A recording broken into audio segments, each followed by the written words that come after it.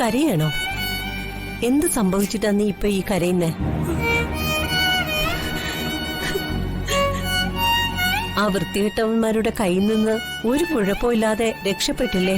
പിന്നെന്തിനാ കരയുന്നേ? അമ്മയോ മാധവൻ സാറും ഒക്കെ ഇല്ലായിരുന്നെങ്കിൽ ഈ മീനാക്ഷിക്ക് പരാതിപ്പെടാൻ ആരുമില്ലാതായി പോയേന്.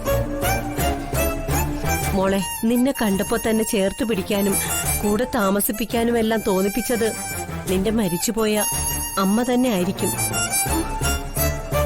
നമ്മുടെ മനസ്സിൽ നന്മയുണ്ടെങ്കിൽ നമ്മളെ വിട്ടുപോയ നമ്മുടെ പ്രിയപ്പെട്ടവരുടെ ആത്മാവ് വരെ നമ്മുടെ കൂടെ ഉണ്ടാവും. പോലീസുകാർ എന്നെ കൃത്യസമയത്ത് ഒന്ന് രക്ഷിച്ചില്ലായിരുന്നെങ്കിൽ അവരെന്നെ... മോളെ, ഞാൻ പറഞ്ഞില്ലേ വേണ്ടാത്തൊന്നും നമ്മൾ ഓർക്കണ്ടെന്ന്. ഇപ്പൊ അങ്ങനെയൊന്നും സംഭവിച്ചില്ലല്ലോ, പിന്നെന്തിനാ വെറുതെ?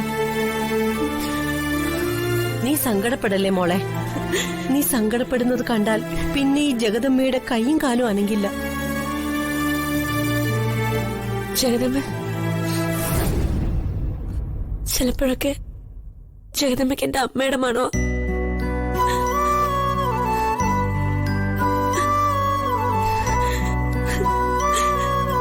മോളിന്ന് ജോലിക്ക് വരണ്ട.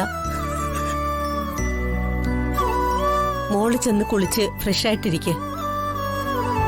ഞാൻ ചെന്ന് അത്യാവശ്യ ജോലികളൊക്കെ തീർത്ത് നേരെ ഇങ്ങി വരാം.